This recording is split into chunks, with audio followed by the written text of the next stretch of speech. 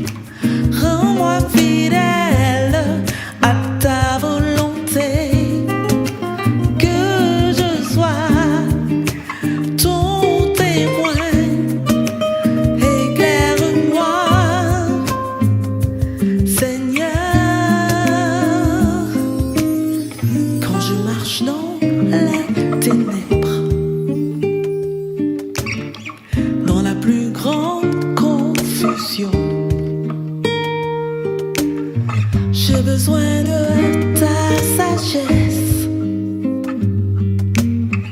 et de ton discernement. Viens au secours de ma foi. Révèle-moi la direction qui me mènera, Seigneur, à toi pour l'éternité.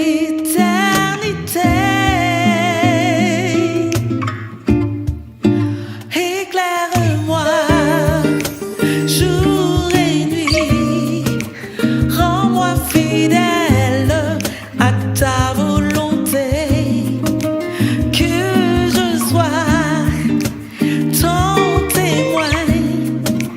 Éclaire-moi, Seigneur, éclaire-moi jour et nuit, rends-moi fidèle à ta volonté, que je sois ton témoin.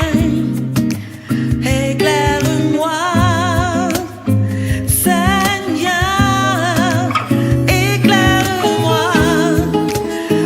jour et nuit, rends-moi fidèle à ta volonté, que je sois ton témoin.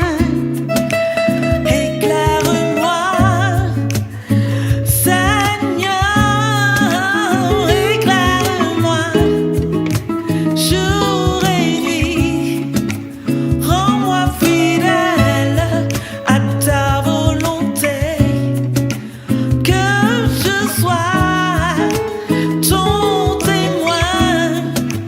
Éclaire-moi, Seigneur, éclaire-moi, Seigneur.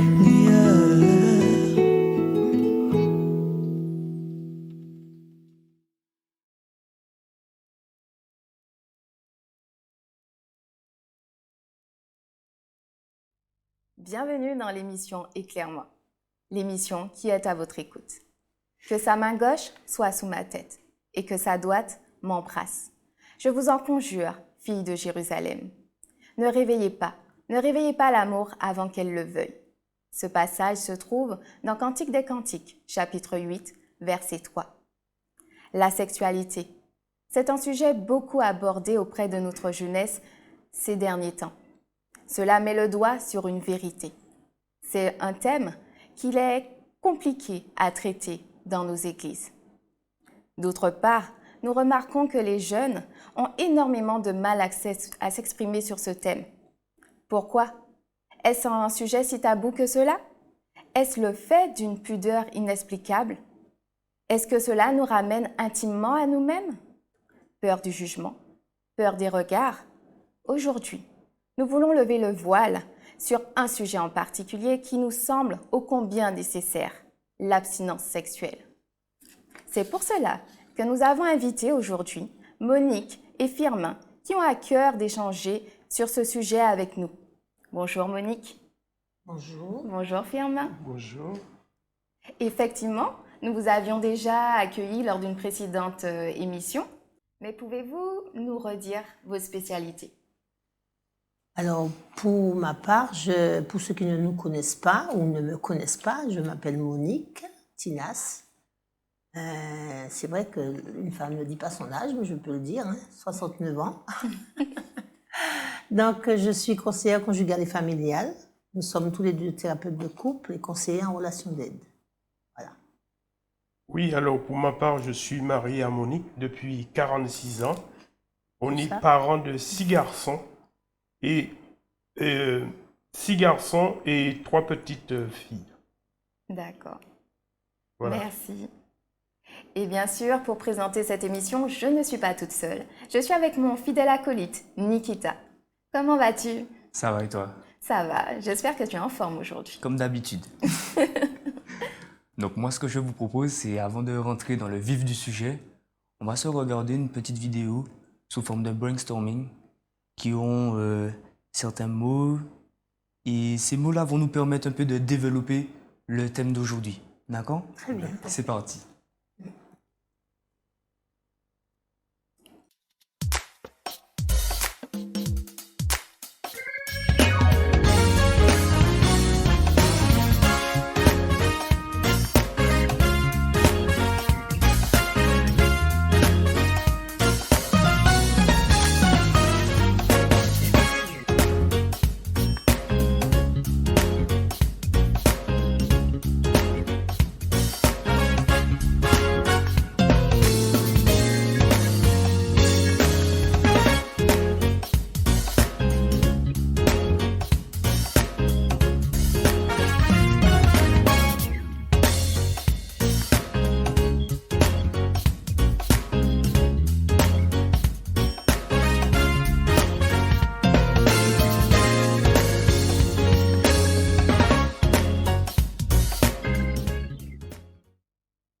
Alors, par rapport à la vidéo que nous venons de voir, est-ce que on peut déjà définir qu'est-ce que l'abstinence sexuelle? L'abstinence sexuelle. Voilà, le mot qui dérange tant. Alors, pour être honnête, le titre nous a posé quelques petits soucis parce qu'on ne savait pas comment effectivement aborder ce sujet aussi complexe, pour la jeunesse en tout cas, oui. Et ce qui est dit, pourquoi parler d'abstinence? D'où vient justement ce mot sexualité? Et d'où est accroché le mot abstinence? Qui a créé la sexualité? Voilà. Donc on a été chercher pour commencer la définition dans le Petit Robert. Quand même qu'on sache ce que ça veut dire. Donc voilà, le Petit Robert nous dit que l'abstinence sexuelle, c'est une privation de nourriture, de boissons et de certaines activités. C'est ça, voilà. On dit faire abstinence. Voilà. L'un des mots synonymes de l'abstinence, c'est la chasteté. Ça commence bien. L'abstinence sexuelle, c'est le fait de vivre en se privant volontairement de toute pratique sexuelle, que ce soit pour des motivations médicales, sociales, idéologiques ou religieuses. C'est un peu plus clair. Nous avons aussi l'abstinence sexuelle pour la régulation du moins, des naissances. Voilà. On utilisait beaucoup Ah, d'accord. l'abstinence pour Quand il y a trop d'enfants. Oui. ne pas avoir trop d'enfants. Ça n'a pas empêché que. Maintenant, creusons un peu, parce que cela ne nous suffit pas pour expliquer l'abstinence sexuelle. Qu'appelle-t-on abstinence sexuelle? C'est ta question. Exactement. Alors, si elle consiste à stopper tout rapport sexuel pendant une période plus ou moins longue, peut-on l'associer à la définition qui est une privation de, ou mieux encore, le mot chasteté? Alors, s'abstenir de quelque chose que Dieu a dit qui était bon, la décrivant, je cite, que tout était bon et même très bon. À mon avis, est-ce un non-sens? Est-ce que c'est un non-sens? Dieu dit que c'est très beau, c'est lui qui l'a créé. Et effectivement, aujourd'hui, il y a matière à. Alors, nous essaierons de trouver quelques éléments de réponse qui correspondent au mieux aux questions que nous nous posons concernant la sexualité, parce que, en définitive, c'est de la sexualité qu'il s'agit quand on parle d'abstinence sexuelle. Alors, qu'est-ce que la sexualité? Bonne question. Alors, sa fonction, son but, pourquoi elle existe? Seul celui qui est le créateur peut effectivement mieux nous renseigner là-dessus, je pense. Hein? Alors, c'est quoi pour nous la sexualité? Y a-t-il une différence entre la sexualité et les relations sexuelles? Je parle de rapport sexuel. Hein? Trop souvent, il y a un amalgame qui est fait, une confusion qui est faite entre la sexualité, qui est une identité, et l'acte sexuel que la Bible définit comme étant une activité qui devrait se pratiquer à l'intérieur du couple. Alors, quand on parle de relations sexuelles, on parle bien de coït. Voilà. Voilà. On parle bien de coït, de pénétration. D'accord. C'est là encore, on va voir qu'il y a quelque chose qui se joue dans le mot sexualité et rapport sexuel. Alors, parler de sexualité, c'est parler d'attachement, de lien. Le mot, il est lâché. Quand on parle de sexualité, on ne parle pas précisément de relations sexuelles, de coït. On parle de lien. On parle d'attachement. Alors, c'est quoi ce lien? Ce lien, nous le connaissons depuis le ventre de notre mère. L'être humain ne peut vivre en dehors d'un lien. Aucun être humain ne peut vivre en dehors d'un lien. Les jeunes connaissent très bien ce mot, hein, la valeur du lien qu'ils cherchent à tisser hors de toute relation amoureuse et qu'ils tiennent à protéger. Le jeune cherche toujours à tisser un lien avec l'autre. Et quand on parle de lien, le premier lien, c'est l'attachement que le bébé a avec sa mère. Voilà. Et quand la Bible parle de l'homme quittera son père et sa mère, donc il demande à créer un nouveau lien, de quitter l'ancien lien qui était le bébé à la mère pour créer un nouveau lien avec sa compagne. Le couple. Avec son compagnon. Et notons bien que c'est le seul attachement que Dieu, le seul lien que Dieu a inscrit dans une loi. Avant même le péché, Dieu dit, l'homme quittera son père et sa mère et s'attachera. Vous connaissez le Genèse 3, 27. Alors, on va se demander, qu'est-ce qu'un couple? Parce que là, on parle du lien, mais dans le couple. Qu'est-ce qu'un couple? Alors, qu'est-ce qu'un couple? On a entendu tellement de réponses. Alors, donc, on va vous donner celle qui, effectivement, qui tient la route. C'est deux personnes qui vivent sous le même toit et qui ont des relations sexuelles. D'accord. Et pourtant, on a tendance à se dire, quand on sort avec quelqu'un, on dit on est en couple. Ah ben oui, sur les réseaux sociaux, on est en couple. Combien de fois j'ai vu ça sur Facebook. Je suis en couple avec, et puis un mois après, je suis en couple avec. On n'est plus en couple. Alors, donc, voilà. Bon, c'est vrai qu'il y a relations sexuelles. Peut-être qu'ils ne vivent pas sous le même toit. Donc, il faut les deux. Et voilà. Oui, Il y a donc, aussi. oui, donc on peut les qualifier comme colocataires, deux personnes qui vivent en couple. Mais deux personnes qui vivent en couple ne sont pas systématiquement n'ont pas systématiquement de relations sexuelles. Parce qu'il faut savoir de quel couple on parle. Parce que quand on parle de couple, on peut différencier 3 sortes de couples. Il y a le couple légal, ça veut dire 2 personnes qui sont mariées, mais ils peuvent très bien marier, c'est ce qu'on appelle le mariage blanc, et ne pas avoir de relations sexuelles. On peut être aussi un couple de parents qui peuvent, justement, ils ont eu des enfants, mais ils ont plus le lien légal, le lien qu'on va dire, Le légal. le légal, ils sont plus oui. ensemble, ils ne Oui, vivent plus le ensemble. lien, le lien légitime, parce que ce qui vient légitimer un couple, c'est la relation sexuelle. Parce que dans la relation sexuelle, il y a forcément... Je parle du couple, hein. On parle d'amour, ce que je ressens pour l'autre. Hein? Ce que je ressens pour l'autre. C'est ça le lien amoureux dans le couple. Dans le couple. Hein? Dans le couple. On parle de légitime. Hein? Ça s'appelle le légitime. Il y a le légal, le parental et le légitime. Tout ça forme un couple. Oui.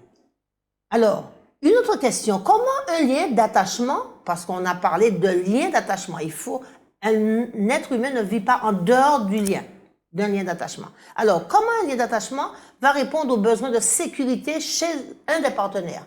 Parce que je pense qu'il est question de sécurité. On verra pourquoi. Parce qu'on parle d'abstinence. Et il faut aller chercher les raisons pour lesquelles on a tant de mal, effectivement, à être abstinent. Voilà. Donc, comment un lien d'attachement peut, effectivement, répondre à un besoin de sécurité chez chacun des partenaires? Pourquoi parler de sécurité? Je ne vois pas, on parle de sexualité, je ne vois pas pourquoi on parle de sécurité.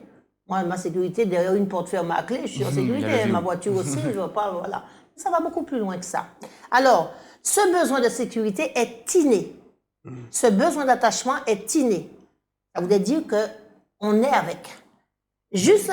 D'ailleurs, la première fois qu'on a entendu parler justement d'insécurité, c'est dans le jardin, quand Adam et Ève a dit, on a eu peur. Oui, voilà. Quand On tu a as eu posé la peur question. et on s'est caché. Voilà. Donc, on voit bien qu'ils étaient plus en sécurité. Voilà, c'est le premier sentiment qu'on a trouvé chez l'homme, en tout cas, c'est la peur. Alors, donc on comprend que s'il y a peur, j'ai besoin d'être sécurisé. Alors, qu'est-ce qui peut faire peur dans l'attachement du couple? Qu'est-ce qui peut me faire peur? J'ai quelqu'un à côté de moi, je l'aime, il m'aime, nous nous aimons, au pluriel, il n'y a pas lieu d'avoir peur. Il ne devrait pas. Malheureusement, ce n'est pas le cas. Alors, serait-il possible qu'on ait recours à la relation sexuelle pour calmer cette peur?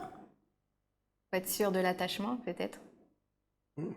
Si oui, si on a besoin de relations sexuelles pour calmer ses peurs, pourquoi? Pourquoi?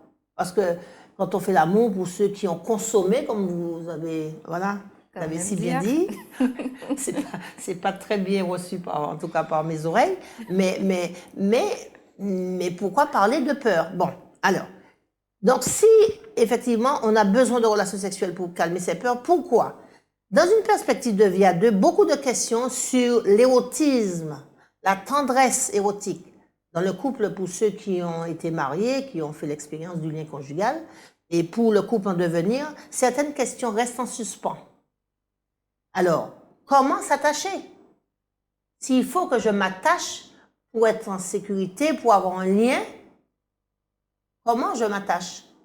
N'oublions pas que Dieu, au départ, a dit il faut que l'homme quitte pour s'attacher, et il y a même une version qui dit rester attaché. Rester attaché. Oui, parce que l'homme a besoin justement de cet attachement. Voilà. Il ne peut pas vivre en dehors de ça. Et c'est tellement fort que Dieu a légiféré avant même qu'il y ait une faute, avant même qu'il y ait le péché. Cette loi est venue avant le péché. Donc il faut nous dire la valeur de cette loi. Il faut quitter pour s'attacher. Sans attachement, on ne peut pas vivre. Dieu dit, il est douloureusement regrettable que l'homme soit seul et qu'il n'est pas bon qu'il soit seul. Voilà. Et c'est vrai que ce lien constant que Dieu a créé, il sait la valeur qu'il a pour l'humain. Il sait. On peut entendre qu'il y a aussi une douleur, comme Firmin l'a dit, à l'homme de rester seul, de se retrouver seul. Il y a de la douleur. C'est douloureux que l'homme soit seul. Donc, maintenant, comment je vais faire pour calmer ma douleur? Est-ce que je prends un Doliprane? Qu'est-ce que je prends? Un médicament? Je ne sais pas. Hein?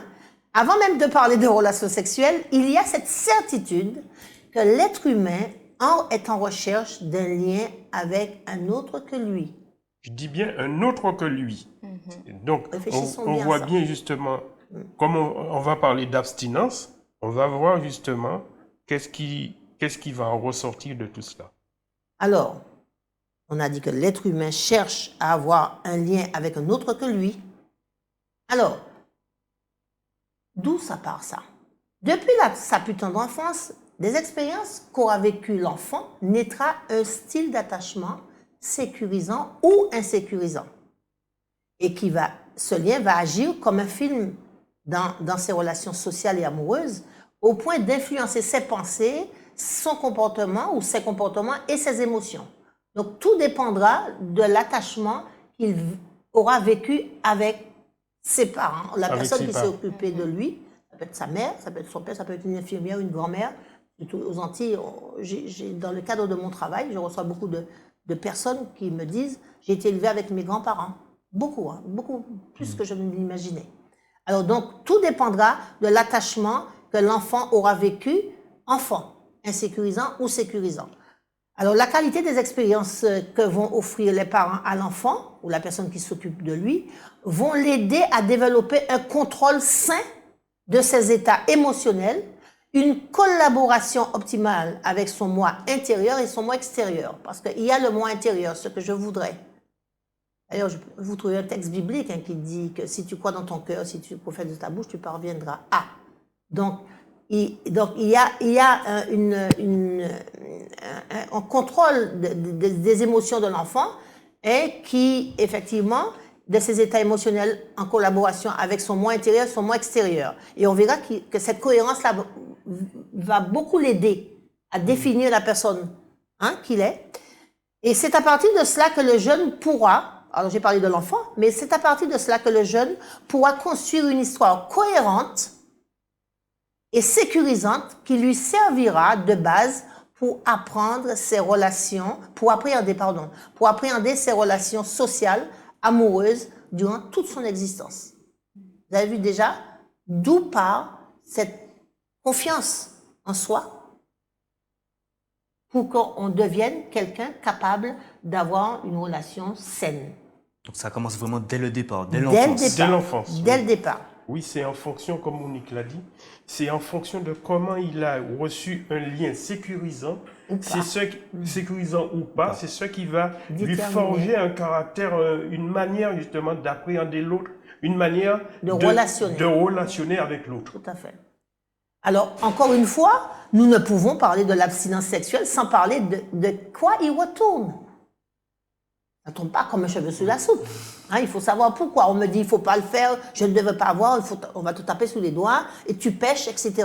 Alors que je suis victime de ce que j'ai reçu par le passé. Alors, nous pensons que les rapports amoureux sont avant tout la rencontre de deux histoires affectives où chacun est influencé par la qualité de l'attachement avec ses parents. Vous vous rendez compte? Et deux histoires.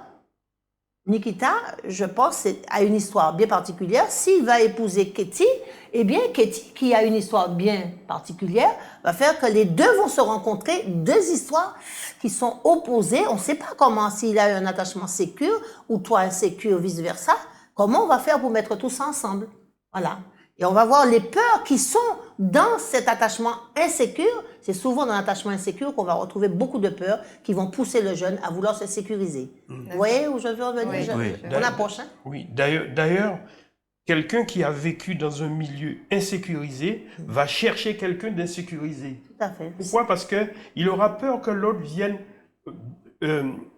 blesser justement, ouvrir les cicatrices qu'ils ont, les blessures qu'ils ont reçues dans l'enfance. Tout à fait. C'est à partir de cette base que le jeune va choisir. Son partenaire. Oui, voilà. Oui, hein? Oui. Eh bien, oui.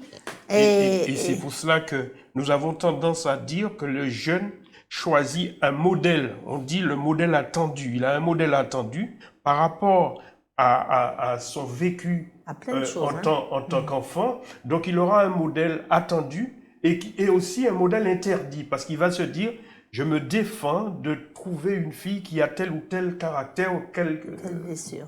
Tout Ça va se jouer à partir de cela. Hein? Voilà. Donc, alors, des découvertes récentes ont montré que l'attachement développé dans l'enfance ferait preuve de continuité pour le meilleur ou pour le pire de l'attachement amoureux. Voilà. Et c'est pour ça que les parents ont un rôle à jouer justement dans l'éducation qu'ils donnent à leurs enfants, parce que l'éducation, c'est pousser l'enfant dehors. Donc, l'armer, lui donner armes, tout ce qu'il faut ouais. pour justement pouvoir réussir une vie, la vie sociale, mais aussi une vie amoureuse. Émotionnelle. Émotionnelle aussi, et tout ça, oui. Alors, si les interactions avec les parents ont été sécurisantes, en accord avec les besoins émotionnels et affectifs de l'enfant, celui-ci peut développer un style d'attachement qualifié de sécurisant. Ah oui, c'est ce qu'on a dit. Hein? C'est ce style d'attachement qui favorise chez le jeune le développement des relations amoureuses équilibrées et satisfaisantes. Il n'a pas besoin de se prendre la tête avec l'abstinence ou pas. Hein? Enfin, on verra, on arrive. Petit à On y petit. arrive, on vient. Pourquoi on vous parle de tout cela? Pourquoi on est passé par le lien, et voilà, l'attachement? Alors, si ce n'est pour dire ce qui pourrait être difficile pour certains de rester abstinents jusqu'au mariage, avant d'être couple. C'est pour vous expliquer ce qui est compliqué pour certains. D'accord. Hein? Et d'où vient cette complication. Le jeune, avec un schéma insécurisant, peut souffrir d'idées d'abandon. Le jeune qui n'a pas eu un attachement sécurisant, il peut souffrir d'idées d'abandon, de peur, peur de perdre l'autre, peur de ne pas être à la hauteur. Hein? Il faut que pour lui, il pense qu'il faut qu'il soit connecté pour être apaisé. Vous voyez bien, connecté, relation sexuelle. À l'âge adulte, les relations amoureuses seront tourmentées. Celui qui a reçu un attachement insécurisé, ces relations seront tourmentées à l'âge adulte, conflictuelles, et de toute évidence, ses pensées, ses réactions, ses comportements sont directement liés à son style d'attachement amoureux, hein, qui est susceptible de renforcer de façon durable la sécurité et le succès dans une relation à deux. Donc, on voit bien que l'attachement joue un grand rôle dans la vie de l'adulte. En tout cas, dans les relations amoureuses, oui, puisque c'est de ça qu'il s'agit. Alors, ma question, c'est quel est le but de l'abstinence sexuelle? Choisir d'attendre, quels sont les avantages? Donc, je pourrais dire que cela permet à la personnalité de mûrir. Ah, il fait un lapsus. Oui.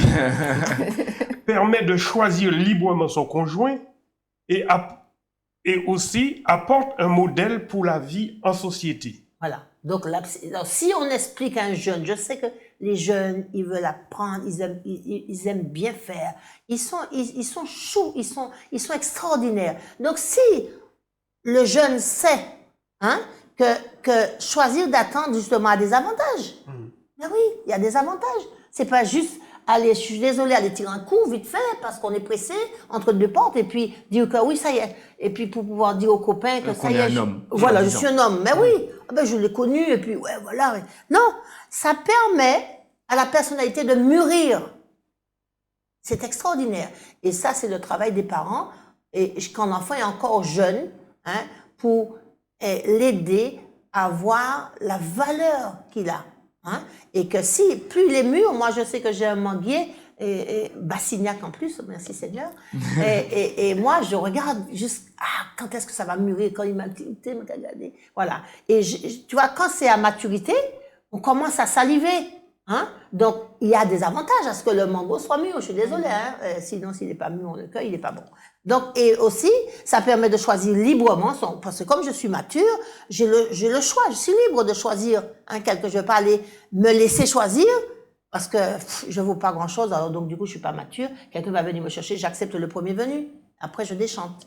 Et puis, ça apporte aussi un modèle pour la vie en société. Ben oui, voilà. Donc, premièrement, si ça permet à la personnalité de mûrir, cela veut dire qu'on est maître de soi. Oui, on est maître de soi, se réaliser, hein, et qui veut dire être à l'extérieur. C'est ça, se réaliser. Ça veut dire je suis à l'extérieur. Et ça nous rappelle un peu ce que Dieu il a dit à Moïse quand il lui demande qu'est-ce que je vais te dire à Pharaon. Tu lui diras que je suis m'a envoyé. Et Jésus est venu pour justement mettre le sujet au-dessus de tout. Je veux dire que le sujet a une grande importance. Donc quand je sais qui je suis, j'ai l'estime de moi-même. Hein? Je sais qui je suis, je connais ma valeur, je sais le poids que je pèse, je sais tout ça. Donc je ne vais pas me laisser choisir par le premier venu. Hein? Donc le point de départ pour l'individu, c'est s'accepter soi-même. Donc accepter son sexe, sa féminité, sa virilité pour les garçons. Et son identité. Donc se construire Oui, pour ensuite Exactement. une relation avec l'autre. Exactement. Et là, on est mature.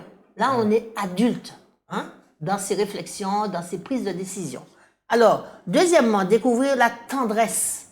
Découvrir la tendresse. C'est une forme de l'amour agapé et l'amour qui se donne. Hein? L'amour qui se donne. C'est pas, on prend pas. Et on verra bien que bien souvent, on prend, mais bien souvent aussi, la jeune fille va se donner pour des raisons bien précises. C'est pas parce qu'elle est une prostituée, c'est pas parce qu'elle est... On taxe souvent les jeunes qui ont plusieurs relations sexuelles de beaucoup de choses, mais qu'est-ce qu'il y a derrière? C'est ce qu'il faut aller chercher. Qu'est-ce qu'il y a derrière? Alors, comment elle a été construite? Comment elle a été construite? Alors, donc, on dit que l'amour agapé, c'est un amour qui se donne. Donc, le flirt met l'accent sur le moi. Le jeune, il papillonne. Oui, surtout chez les garçons, ils papillonnent, ils se cherchent. Donc, ils vont essayer de flirter à droite, à gauche, mais il n'y a rien de sérieux Mais ça en ne ce veut pas moment-là. dire qu'il y a des relations sexuelles, hein. Attention, hein, pas encore, hein. Il peut ne pas avoir de relations sexuelles là. Hein. Et puis, l'amour sur l'autre, c'est l'amour éros, l'amour sexuel. Hein. On dit Là, que là, on est dans les relations sexuelles. Avec Alors, Oui, donc, oui. oui, parce que c'est progressif, hein. Là, on est dans l'amour qui c'est l'amour sexuel, l'amour éros, mais on dit aussi que l'amour est aveugle. C'est à ce moment-là qu'on dit que l'amour est aveugle. D'accord. Hein. Et l'amour agapé, qui est la tendresse, qui ouvre les yeux sur l'autre. Vous voyez, ce que j'ai dit au départ, l'amour agapé ouvre les yeux sur l'autre. Je le respecte. Qui est l'autre? L'autre a de la valeur pour moi. Hein. oui, ça me donne Et le ça- temps de le connaître. Voilà, voilà, tout à fait. Je ne suis pas portée sur la relation sexuelle, j'apprends à connaître l'autre, qui il est, hein? Comment il fonctionne, quels sont ses désirs, ses aspirations, ses visions, etc. Voilà, c'est ça. Donc, et le troisième, c'est choisir librement son conjoint en adulte. Oui. Je ne me laisse pas choisir. Je me rappelle parce que j'ai peur de vieillir seul. J'ai peur de rouiller. J'ai peur de... D'où l'importance de savoir quelle valeur on a, Exactement. pas se laisser choisir comme une marchandise, Exactement. Merci C'est beaucoup. tout à comme fait. un fruit qui est posé Nikita, là. 20 sur 20. C'est exactement Merci. ça. On commence à comprendre. On commence à comprendre, Voilà. effectivement. Si on apprend à savoir qui on est, on aura plus de chances effectivement, de ne pas se laisser aller, de ne pas se donner au premier venu. Et surtout de faire le bon choix du partenaire. De faire le bon choix du Exactement, partenaire. oui. On le fera en adulte En à ce adulte. moment-là. Voilà. Parce que l'empreinte laissée justement par les rapports sexuels avant le mariage, ça va créer une dépendance. C'est-à-dire Exactement. qu'il y a beaucoup de jeunes justement qui commencent des relations sexuelles très tôt. jeunes, très tôt, et ça crée une dépendance, si bien qu'ils ont du mal justement À s'arrêter. à s'arrêter. Mais est-ce que ça fausse pas aussi le fait d'avoir cet acte sexuel? Est-ce que ça fausse pas aussi une relation? Du fait, Mais bien sûr, on va le voir. parce qu'on prend pas le temps, justement, peut-être qu'on est vraiment dans un autre type, comme tu disais, de dépendance. Et du coup, on prend pas réellement le temps d'être dans la connaissance de l'autre. Voilà. On Donc, est dans l'acte. On est dans l'acte. on cherche du Voilà. plaisir On à cherche tout du prix. plaisir à On tout cherche prix. du plaisir à tout prix. Mais on ne cherche pas justement à connaître À l'autre. connaître l'autre. C'est la consommation. D'ailleurs, on Voilà. est dans effectivement une société de consommation. On consomme l'autre. Oui. Voilà. Et- Alors, oui. Non, j'allais dire, c'est surtout justement l'attitude masculine. Voilà.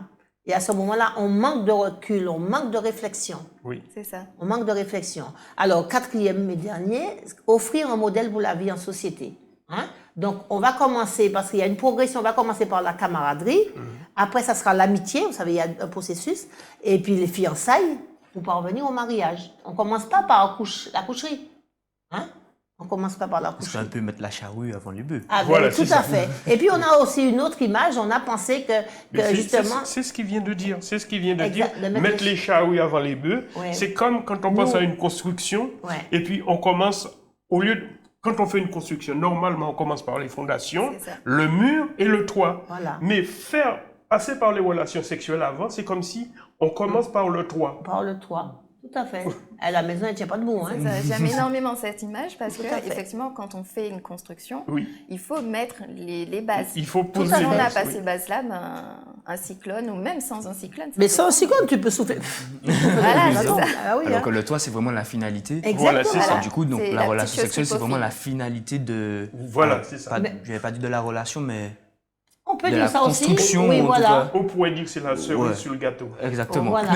Et c'est vrai que je me dis que c'est arrivé que on voit ça dans les films, mais ça existe aussi vraiment. C'est que la jeune fille aujourd'hui, elle a accepté d'avoir une relation sexuelle, et le lendemain, elle arrive à l'école, le garçon il passe, chut, il ne la regarde même pas. Donc effectivement, elle a commencé par les relations sexuelles en pensant avoir une relation, et puis donc elle pensait que c'était des soubassements qu'elle avait posé, mais c'était le toit. Elle a relation sexuelle et l'autre il passe, chut, il n'y a plus rien. Elle est anéantie. Et c'est exactement ça.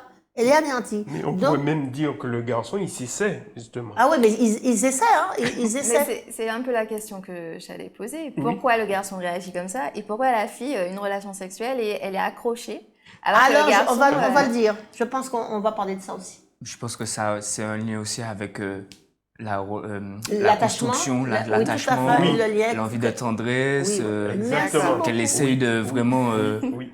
pallier c'est par bien. rapport à son éducation, enfin pas à son éducation, mais à la relation qu'elle a eue avec ses parents. Oui, tout à fait. Exactement. Donc du coup, elle va essayer de pallier, donc donner ce que l'autre veut, Oui, en et pensant qu'il va Tu lui rester. donner, oui, voilà, qui va Exactement. rester là. Alors J'ai qu'au besoin. final, Et oui. le garçon ne fonctionne pas Ne fonctionne de pas de la même façon. Ça ne manière. fonctionne pas de la même manière. D'où l'importance de connaître comment fonctionne un homme et comment fonctionne une femme. femme.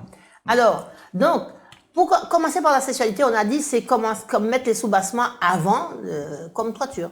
Alors, la société de consommation propose une relation superficielle. Hein? Il y a une absence de mesure. On veut toujours plus, toujours plus, toujours. Et c'est pourquoi Firmin disait que le garçon va consommer la fille.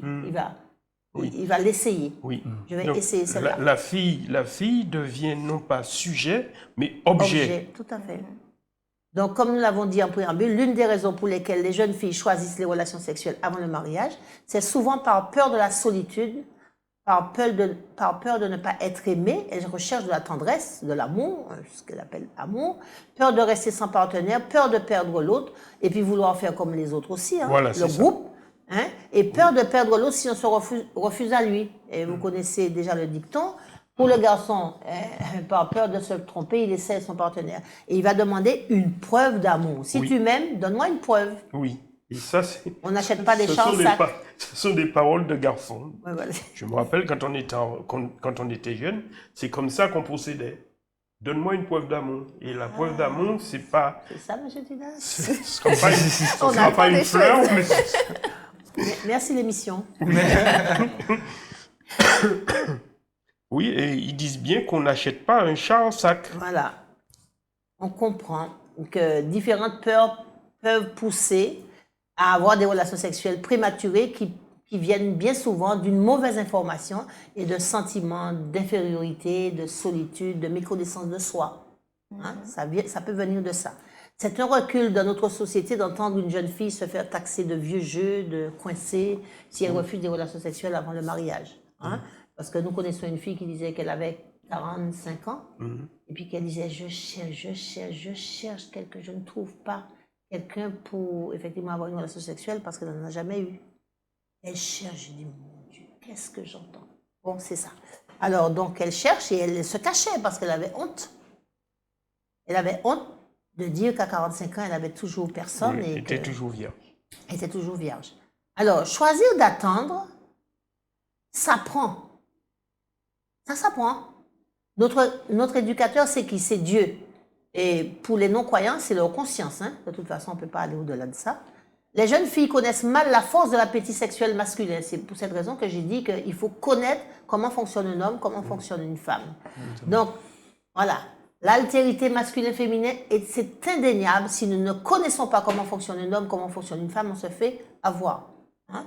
Donc, il faut réfléchir sur les mots différence, tendresse, désir, appétit sexuel, c'est-à-dire, est-ce que je veux être... Tendre ou est-ce que je veux avoir du plaisir? Il faut savoir ce qu'on veut. Qu'est-ce qu'on veut?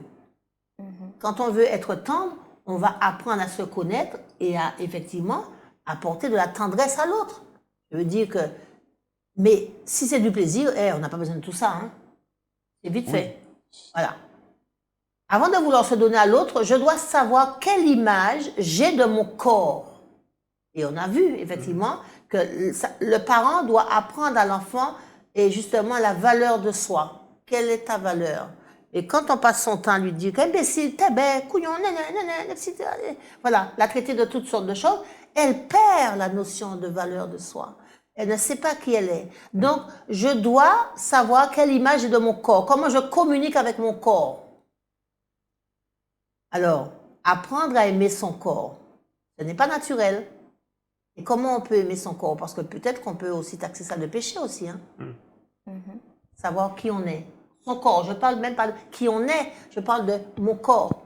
Hein? Et pour aimer son corps, il faut l'avoir habité. Ah ben oui, si on n'habite pas son corps, si on nous a tellement malmenés, donc on ne sait pas qui on est, on ne peut pas habiter son corps, donc on ne peut pas le connaître. Connaître, c'est pénétrer. Donc je dois pénétrer au fond de moi pour savoir qui je suis. Aller chercher dans mon moi profond et qui je suis. On a parlé du moi intérieur et du moi extérieur. Exactement. Donc, trop souvent, les jeunes filles ne se connaissent pas. L'homme, c'est le chasseur, il chasse, il va chercher, il ne cherche pas en plus, voilà. Oui, mais le problème, c'est que le masculin, l'homme, il a l'organe sexuel extérieur, or la femme, c'est intérieur. Donc, en quelque part, si la jeune fille ne se connaît pas, elle aura du mal à aller chercher ou savoir exactement comment elle est faite. Donc, qui elle est, mais elle a peur, elle ne connaît rien d'elle, elle ne voit rien de l'extérieur. L'homme voit. C'est plus évident. C'est plus évident, merci. Voilà, en plus, donc, tout à fait.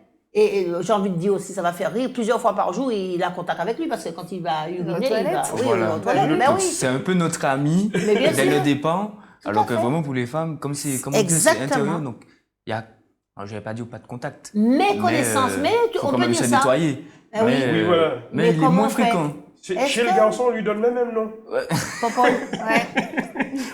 C'est pour moi montrer vraiment la personnification, la personnification de l'organe. Tout à fait, je suis tout. Mais ça, il faut savoir. Il n'y a pas de tabou. Non, il ne faut pas. Même les enfants, parce que vous savez que le bébé dans le ventre de sa mère, il touche son zizi, hein. Il touche sa caquette, il se masturbe le bébé. Vous savez ça? Non, ben allez chercher sur Internet. Les bébés se masturbent dans le ventre. Et pour cette raison que si vous dites que c'est péché, eh ben je sais pas, hein, trouver les réponses, je ne sais pas. Mais en tout cas, le bébé se masturbe dans le ventre de sa mère. Ah, le petit vicieux. Hein, c'est ça? Merci de l'émission. Éclaire-moi. Éclaire-moi. Bon, alors, donc, pour aimer son corps, il faut l'avoir habité. L'image que j'ai de mon corps a un rôle important dans ma sexualité. Oui. Il y a des jeunes filles qui détestent leur corps parce qu'on a malmené leur corps. On leur a dit, il y en a qui, quand elles ont leurs règles, on leur dit, on va crier après, on va leur dire toutes sortes de choses comme si elles avaient commis une faute, un crime. C'est biologique. On a ces règles. Moi, je sais que, je vais le dire, ma grand-mère est morte, mes parents sont décédés. Donc, ma grand-mère, quand ma mère m'a envoyé voir ma grand-mère m'a traité de toutes sortes de... Elle dit, maintenant, tu as tes règles. Les garçons vont te donner un frozen pour coucher avec toi. J'ai dit, mais qu'est-ce que j'ai fait? Qu'est-ce que j'ai fait? Et je l'ai haï longtemps, ma grand-mère, parce qu'elle m'avait fait très mal. Elle m'avait blessée vraiment profondément. Donc, moi, je ne suis pas la seule. Hein. En tout cas, dans le cadre de mon travail, je reçois des femmes qui disent qu'elles ont été décriées, leur sexualité a été décriée. Donc, elles ont fermé la porte à toute connaissance de leur sexualité.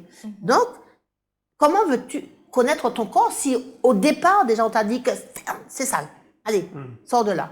Et puis, en plus, on a le paganisme qui a donné la sexualité juste pour faire des enfants. Le sexe, c'était juste pour faire le ventre, pour porter des enfants. La sexualité, c'est tout. Et puis après, tu fermes la porte, hein, c'est tout, c'est fini. Alors que c'est pas ce que Dieu a dit. Donc, Donc, on a une image de son corps, on devait être reconnaissant de ce corps que nous avons. Et là, David, je crois, nous l'a dit. Qu'est-ce que David a dit? David a dit, je te loue de ce que je sois une créature si merveilleuse. C'est ça. Et il faut être à l'aise avec son corps, hein, tous les deux. Voilà. Oui, être à l'aise avec son corps. On voit bien que dans le jardin d'Éden, quand Dieu dit l'homme quittera son père et sa mère et s'attachera à sa femme, il dit tous les deux étaient nus et ils avaient point honte. Ils se faisaient point honte. Ils avaient point honte et ils se faisaient point honte. Ça veut dire qu'ils étaient à l'aise avec leur corps. Voilà. Voilà. Parce que la gloire de Dieu était sur eux et puis il n'y avait pas lieu de se dire que c'est péché, c'est pas péché, etc. Non, il n'y avait pas de problème. Hein? Donc, il faut que je retourne au jardin édénique. Il faut que je retourne là-bas pour que j'accepte ce que Dieu m'a donné et que je récupère mon corps. Alors, donc, être maître de lui, de mon corps, voilà, je suis mon corps, j'ai un corps. Hein? Ce n'est pas en donnant son corps à l'autre que la relation est renforcée. Au contraire, Oui, elle est fragilisée. Elle est fragilisée. Voilà. Donc ça répond à beaucoup de questions, voilà, Alors, et qui sont posées. Alors, donc, on va répondre justement à cette question où, quand le garçon il dit donne-moi une preuve d'amour, l'amour ne peut pas se démontrer. Voilà. Le garçon, lui, il s'attend à ce que pour te dire... Pour me dire ce que tu m'aimes, il faut que tu me donnes une preuve. Il faut que tu me donnes une preuve. Alors que l'amour, ça se... Ça vit de la confiance. Voilà. La confiance et qui seule sécurise. C'est la confiance qui va sécuriser l'autre. Hein. Et puis Voilà. c'est quelque chose sur le long terme. Mais oui, c'est Alors apprendre à connaître l'autre. Mais bien sûr, ça, on apprend à se faire confiance. Ça s'apprend. Hein. D'ailleurs, je l'ai dit au départ, l'acte sexuel, au contraire, ébranle la sécurité. Quand il y a un acte sexuel, au lieu de sécuriser, ça ébranle la sécurité. D'ailleurs, il y a beaucoup de déceptions lors de la première fois. Voilà. Surtout chez la jeune fille. Beaucoup. Et ça la marque à vie. Alors, permettez-nous un petit constat. La société manque de fiancés, effectivement, de mariages heureux, de témoins que le bonheur existe, en tout cas. Mais nous restons confiants malgré tout et nous disons que notre génération croit encore en l'amour. Voilà. Merci pour toutes ces explications sur Voilà. l'origine de la sexualité. Oui, tout à fait. D'où ça vient. C'est vrai qu'on a du mal à comprendre et on ne se pose pas la question parce qu'on nous dit tellement il faut être abstinent Voilà. qu'on ne cherche pas Tout à plus loin. fait. Et effectivement, pour causer encore plus, donc peut-être que ça fera sujet dans une autre émission, en tout cas pour parler des pulsions. Les pulsions que Dieu a créées, qui sont en moi, qui vont me donner d'avoir besoin d'un acte sexuel. Et comment faire pour pallier à cela? Parce qu'il y a trois types de pulsions. Et ces pulsions se gèrent. Comment je les gère? Et ça, c'est important de connaître comment on gère les pulsions pour ne pas se laisser submerger et puis ne pas violer aussi, hein, ne pas de forcer l'autre.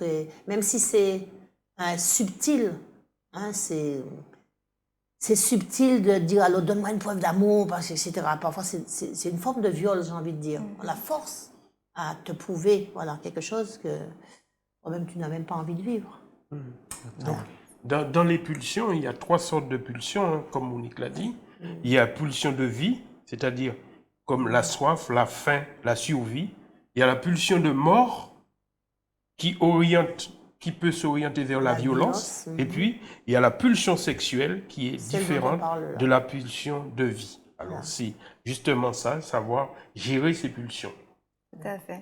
Ça peut être un sujet très intéressant de parler de ça. Tout à fait. Qui compléterait celui de l'abstinence. Voilà, c'est ça. C'est lié à l'abstinence, c'est lié à la sexualité. Parce que justement, quand on parle de pulsion, la pulsion sexuelle, comment on gère cette pulsion? Et déjà, pourquoi Dieu l'a créé et pourquoi aujourd'hui on me dirait de ne pas l'utiliser? Alors que Dieu dit que tout ce que j'ai créé est bon et même très bon. C'est ça. Voilà. Voilà. Question. Ça fait beaucoup de choses. Ouais. Mais du coup, par rapport à ces pulsions, donc, comme ce serait, on va dire, contre nature, en fait, de les refouler. Ah oui. C'est tout à fait ça. Mais Nikita a son diplôme. Hein. Ah oui, non, mais c'est bon. Il est doué. Il est doué. Mais on va le garder, si vous voulez. J'espère, on va renouveler mon contrat. C'est ça. Par contre, juste pour, comme tout à l'heure, on parlait des jeunes garçons et de leur spécificité, si on peut dire. Oui. Je vous propose d'en apprendre un peu plus sur le regard des garçons, n'est-ce pas, Nikita? Donc, on pourrait visionner un témoignage C'est ça, de jeunes hommes qui vont nous expliquer un peu leur point de vue. tout à fait. Témoigner de l'abstinence sexuelle n'est pas chose facile car nous rentrons dans l'intimité de l'autre. Faire parler des hommes, encore plus compliqué. Mais nous avons le plaisir aujourd'hui d'aller à la rencontre d'un jeune homme d'une vingtaine d'années qui est encore étudiant et qui souhaite partager avec vous sa vision de l'abstinence sexuelle. En fait, moi, ça fait donc 3 ans avec ma fiancée et moi-même qu'on est dans l'abstinence, qu'on a fait le choix de se retenir, de vraiment rester dans cette position où nous restions vraiment à part pour Dieu, vraiment, et qu'on puisse vraiment profiter de ce moment-là, vraiment, dans le mariage, dans le cadre du mariage, et voilà, être pleinement épanoui, être pleinement dans les principes de Dieu et de la Bible surtout. Donc voilà, ça fait 3 ans et bientôt 4 ans. Donc voilà, on tient ferme, on s'accroche. C'est pas toujours facile, mais on s'accroche et on croit que le Seigneur est là et il nous fortifie. Donc voilà. En fait, avec la femme avec laquelle je suis aujourd'hui, on s'est connus en fait dans le monde. En tout, ça fait 6 ans qu'on se connaît. On a eu 3 ans de relation. On ne connaissait pas en fait Dieu. On n'était pas croyants tous les deux. Et en fait, il y a eu ce jour où tout a commencé en fait.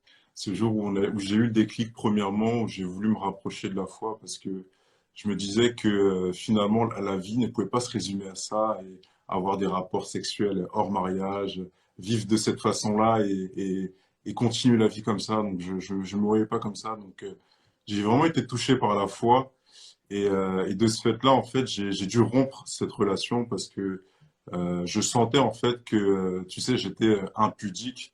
Donc impudique, c'est faire des choses en fait qui ne sont pas dans la Bible. Et je sentais que j'ai attristé en fait Dieu. Donc j'ai dû rompre en fait à cette relation malgré l'amour, malgré voilà toutes les choses qu'il a pu y avoir dans les 3 ans. Donc j'ai dû rompre cette relation. Et quand j'ai rompu cette relation-là en fait avec cette fille, je lui ai donné une Bible en fait. Je lui ai dit, écoute, j'ai pas les réponses à tes questions, mais lui, il a les réponses à toutes tes questions, tu vois. Donc je lui ai donné cette Bible et on s'est revus 1 mois après. Elle avait plein de questions à me poser et ça s'est fait vraiment naturellement. Et ensuite, bah, elle a épousé la foi. Et je lui ai dit, si tu fais ce choix-là, surtout, le fais pas pour moi, mais fais-le parce que tu sais qu'il y a quelqu'un qui existe et que Dieu est là. Tu sais, j'ai toujours été quelqu'un de radical un petit peu, tu vois. C'était tout ou rien, tu vois ce que je veux dire? Et quand j'ai été touché en fait par cet amour et tout, j'ai mis tout de côté en fait, j'ai tout arrêté.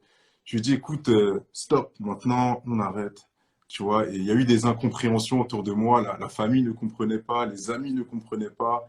Et c'était pourquoi tu as fait ça en fait? Qu'est-ce qui s'est passé dans ta tête? Et moi j'étais convaincu, tu sais que j'étais convaincu et je me suis dit, c'est la bonne solution, c'est le bon choix et t'y vas. Peu importe les conséquences, j'ai obéi tout simplement et sans savoir que cette femme-là allait être ma fiancée par la suite. Et voilà, c'est magnifique. Ça s'est fait vraiment, tu sais, c'était vraiment d'un commun accord. On a vraiment discuté et on a vraiment compris en fait que c'était pas bon pour nous maintenant, tu sais, parce que des fois, parfois dans les couples, on a tendance à vouloir aller trop vite, tu sais, où on franchit la ligne d'arrivée avant même le top de départ, tu vois. Et on était dans ce processus-là, elle et moi, pendant 3 ans, où bah, il y avait la sexualité, il y avait plein de choses, des projets, tout ça, les voyages. Et on vivait déjà comme un couple, alors qu'on n'était pas en fait en couple. Et donc, quand on a pris la décision de s'abstenir, vraiment, ça a été d'un commun accord et on a vraiment senti cette paix tous les deux au moment où on a pris ce choix-là. Et on a par-dessus tout, c'est ça qui est fort, c'est qu'on a appris à se connaître en fait. On a appris qu'est-ce que c'était vraiment le mot, l'amour. Tu vois, aimer une personne. Pas aimer une personne, tu sais, charnellement, avec les sens, avec ce qu'on ressent, mais aimer vraiment une personne avec l'amour, avec un grand A, en fait, tout simplement. D'emblée, les limites, c'était de se voir, tu sais, au début, on se voyait dans des parcs parce qu'on ne voulait pas être confiné, tu sais, au même endroit pour éviter de de se souvenir, de se remémorer des scènes ou des choses. Donc on se voyait à l'extérieur, beaucoup à l'extérieur. Puis le temps a fait où on a vraiment mis cette limite aussi où on n'a pas voulu en fait imposer même le bisou, tu vois. On s'était vraiment restreint, tu vois, même sur le bisou, sur le contact, tu vois, parce que les bisous, le contact, ça pouvait, tu sais, stimuler des choses, rappeler des souvenirs, et tout de suite, paf, tu vois, la chair, elle est faible, tu vois, le plaisir charnel, et tout de suite, on pouvait être dans un mood où tout de suite, t'es dans le truc et tout, tu vois. Donc vraiment, on a vraiment mis cette limite-là, tu vois, sur les contacts euh, au début vraiment de notre foi, au début qu'on soit vraiment solide, tu vois. Et maintenant, vraiment, on persévère, on continue comme ça, et ça marche, donc gloire à Dieu. Yes. Bon, dernier mot, soyez tous bénis, Jésus vous aime. Et voilà, il est le chemin, la vérité, la vie. Et moi, dans mon couple, personnellement, c'est lui qui m'a sauvé, en fait. La corde à trois fils, c'est Jésus qui est au milieu. Il y a ma fiancée, il y a moi et Jésus il est au milieu. Et elles ne se rompent pas facilement. Voilà, quand t'es avec quelqu'un et tu as deux chemins qui sont totalement différents, sache que vous pouvez pas aller en fait à destination si vos chemins sont différents. Donc voilà, ayez le même chemin tous les deux et vous irez loin tout simplement. Soyez bénis. Yes. Il est vrai que ce n'est pas toujours évident de recevoir des témoignages, des expériences, surtout sur ce sujet. Donc, je suis ravie que ces jeunes aient pu relater leur histoire, qu'on ait pu relater leur histoire.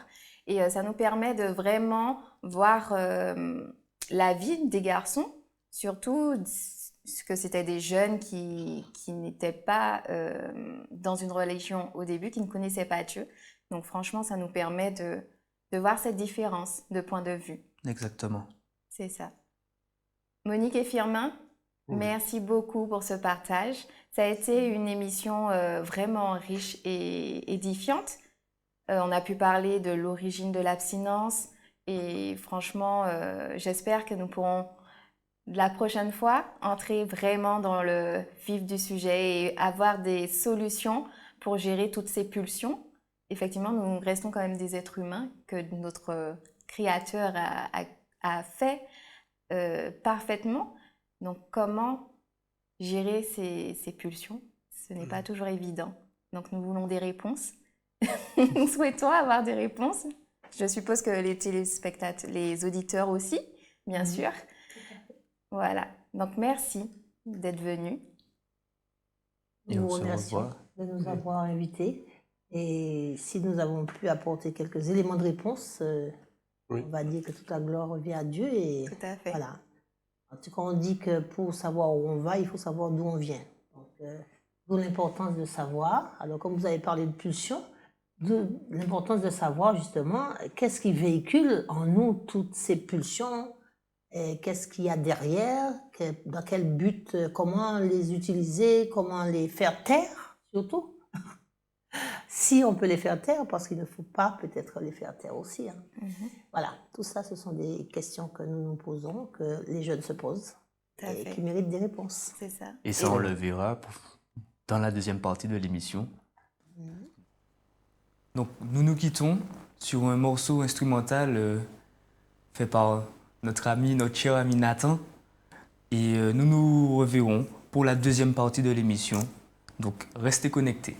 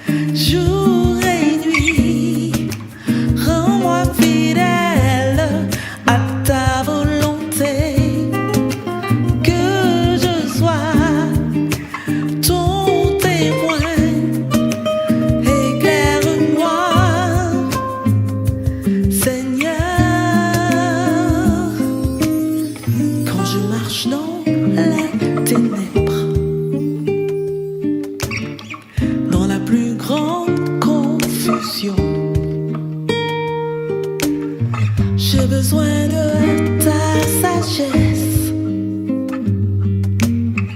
et de ton discernement. Viens au secours de ma foi. Révèle-moi la direction qui me mène